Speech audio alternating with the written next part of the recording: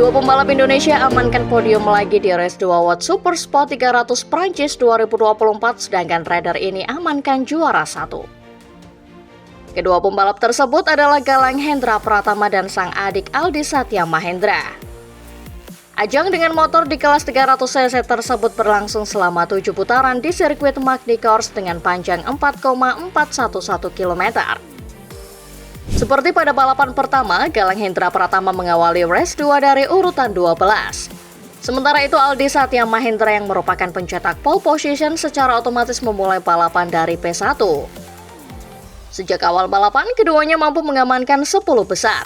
Di dua lap pertama, Aldi Satya Mahendra sempat merosot ke posisi 5, sementara kakaknya berada di urutan 4. Satu putaran kemudian, Galang berhasil naik ke P3. Adiknya sempat turun di urutan 5. Pada lap keempat, waktunya Aldi Satya Mahendra naik ke 3 besar, sementara Galang turun di P6. Ternyata Aldi Satya Mahendra sempat menduduki urutan pertama tepatnya saat lap kelima. Namun hal tersebut tidak berlangsung lama setelah pembalap asal Belanda Jeffrey Wies lebih kencang dan mendahuluinya. Di momen tersebut, Galang Hendra Pratama berada di P6. Hingga pada finish, kedua pembalap Indonesia tersebut mampu finish di urutan kedua oleh Galang Hendra Pratama dan ketiga Aldi Satya Mahendra. Sementara itu, Jeffrey Wies dari Vredenburg KTM Palico Racing memenangkan balapan.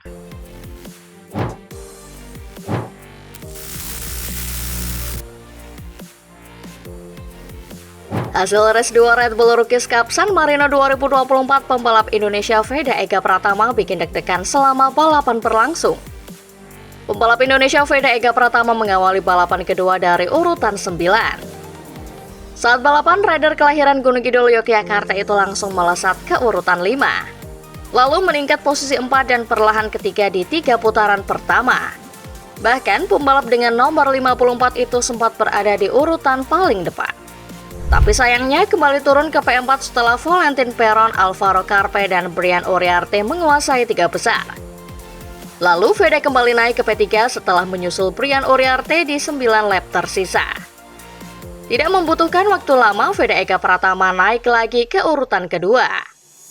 Veda dan Valentin Perron berduel sengit demi P1 dan lagi-lagi bisa memenangkan di 8 putaran tersisa. Rider dengan nomor 54 tersebut kembali menduduki P1 saat balapan tersisa 5 putaran lagi. Namun kembali turun ke urutan 5 di 3 lap terakhir. Hingga balapan berakhir, Alvaro Carpe menjadi juara dunia setelah menduduki P1 yang sebelumnya sempat merosot. Valentin Perron menjadi pemenang race 2, Alvaro Carpe dan Brian Uriarte menduduki P2 dan P3. Sementara itu, Veda Ega Pratama harus puas finish di P4.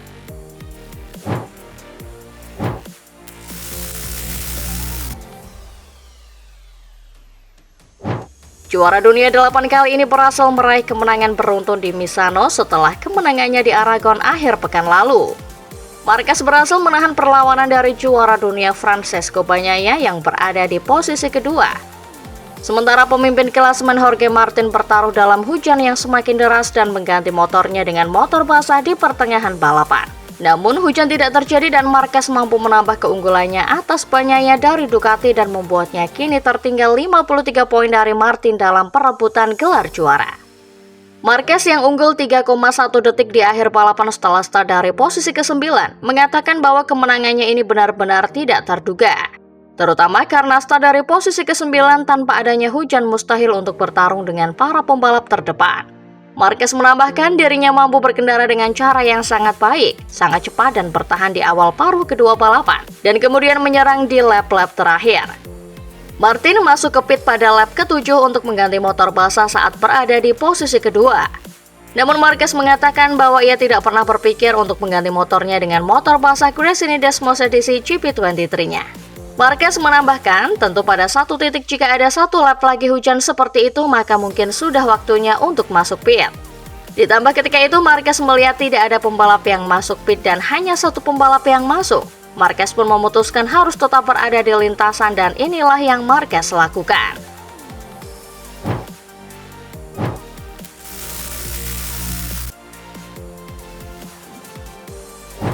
Pada awal balapan hingga lap ke-7, Martin berhasil menempati posisi kedua di belakang Francesco Bagnaia.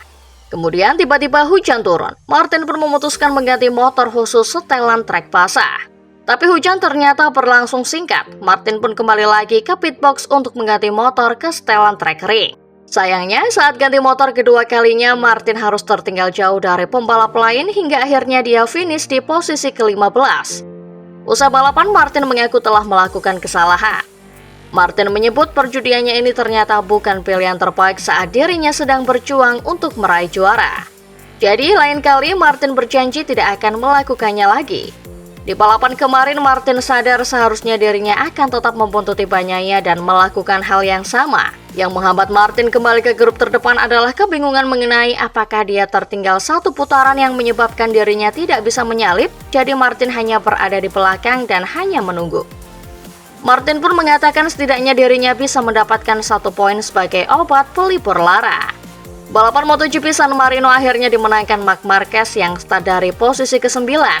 Sementara podium kedua ditempati Francesco Bagnaia dan Enea Bastianini finish ketiga.